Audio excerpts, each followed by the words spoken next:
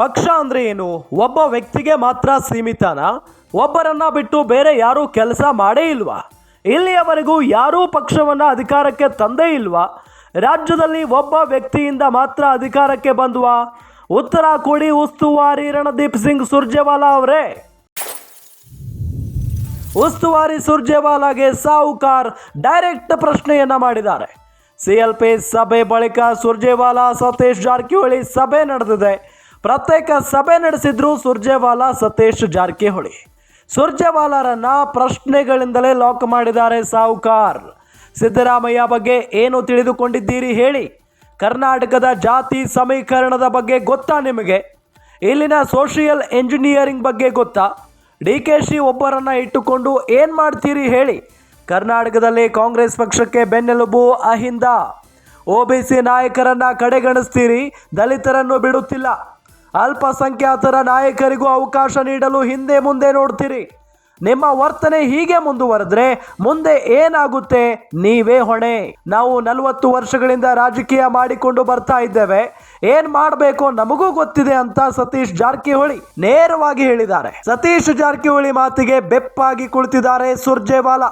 ಇದರ ಬಗ್ಗೆ ಮುಂದೆ ಮಾತನಾಡೋಣ ಅಂತ ಸುಮ್ಮನಾಗಿದ್ದಾರೆ ಸುರ್ಜೇವಾಲಾ ಅವರು. ಗಮನಿಸ್ತಾ ಇದ್ದೀವಿ, ಪಕ್ಷ ಅಂದ್ರೆ ಏನು, ಒಬ್ಬ ವ್ಯಕ್ತಿಗೆ ಮಾತ್ರ ಸೀಮಿತನ ಅನ್ನೋ ನಿಟ್ಟಿನಲ್ಲಿ ಸಾಲು ಸಾಲು ಪ್ರಶ್ನೆಗಳನ್ನ ಮಾಡಿದ್ದಾರೆ. ಇಲ್ಲಿ ಸುರ್ಜೇವಾಲಾ ಅವರಿಗೆ ಸತೀಶ್ ಜಾರಕಿಹೊಳಿ ಅವರು ಒಬ್ಬರನ್ನ ಬಿಟ್ಟು ಬೇರೆ ಯಾರು ಕೆಲಸ ಮಾಡೇ ಇಲ್ವಾ? ಹಾಗಾದ್ರೆ ಇಲ್ಲಿಯವರೆಗೂ ಯಾರೂ ಪಕ್ಷವನ್ನ ಅಧಿಕಾರಕ್ಕೆ ತಂದೇ ಇಲ್ವಾ?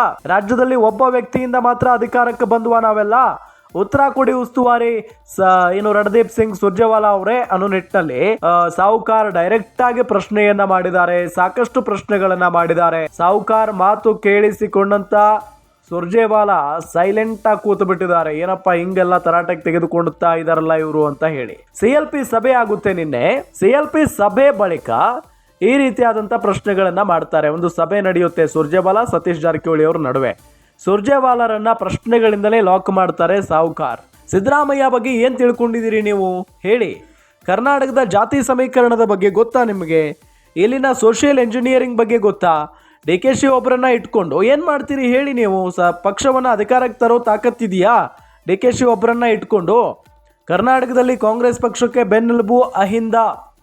ಒಬಿಸಿ ನಾಯಕರನ್ನ ಕಡೆಗಣಿಸ್ತೀರಿ, ದಲಿತರನ್ನು ಬಿಡ್ತಾ ಇಲ್ಲ ನೀವು. ಅಲ್ಪಸಂಖ್ಯಾತರ ನಾಯಕರಿಗೂ ಅವಕಾಶ ನೀಡೋದಕ್ಕೆ ಹಿಂದೆ ಮುಂದೆ ನೋಡ್ತೀರಿ.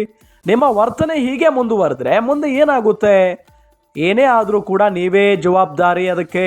ನಾವು ಕೂಡ 40 ವರ್ಷಗಳಿಂದ ರಾಜಕೀಯ ಮಾಡ್ಕೊಂಡು ಬರ್ತಾ ಇದ್ದೀವಿ. ಏನು ಮಾಡಬೇಕು ನಮಗೂ ಗೊತ್ತಿದೆ ಅಂತ ಹೇಳಿ ಸತೀಶ್ ಜಾರಕಿಹೊಳಿ ನೇರವಾಗಿ ಹೇಳಿದ್ದಾರೆ. ಜಾರಕಿಹೊಳಿ ಮಾತಿಗೆ ಬೆಪ್ಪ ಕುಳಿತು ಬಿಟ್ಟಿದ್ದಾರೆ ಸುರ್ಜೇವಾಲಾ. ಅದಾದ ನಂತರ ಇದರ ಬಗ್ಗೆ ಮುಂದೆ ಮಾತನಾಡೋಣ ಅಂತ ಹೇಳಿ ಸುಮ್ಮನಾಗಿದ್ದಾರಂತೆ ಸುರ್ಜೇವಾಲಾ.